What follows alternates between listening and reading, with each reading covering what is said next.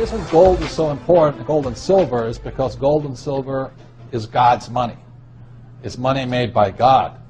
And then in 1971, the U.S. government, under President Nixon, took God's money and turned it into man-made money. Never in the history of the world, this is the thing, never in the history of the world has this ever happened. In 1971, the U.S. and Nixon convinced the entire world to replace gold and silver with paper money, this stuff. Cash is trash.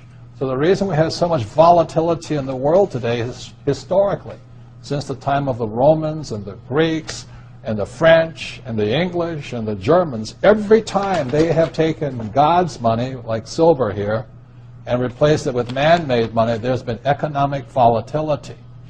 Now the problem is, so the dollar is going to keep dropping. So one of the reasons I can predict what's going to happen is I can predict the dollar will keep dropping simply because the U.S. government and now the euro, the European central banks, are printing so much of this trash.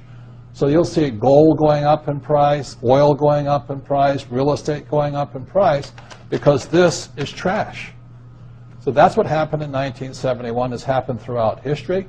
And the reason this current election doesn't make any difference is the only person they can put this back in place is a strong, charismatic leader. People like Julius Caesar, Napoleon. That's why they were such great leaders, was they actually replaced this with this.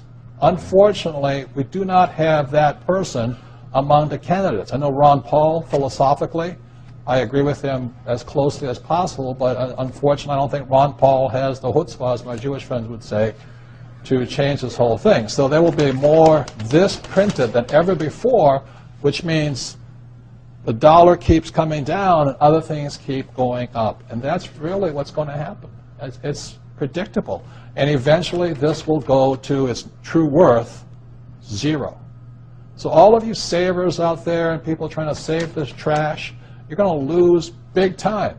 With that, Mike Maloney.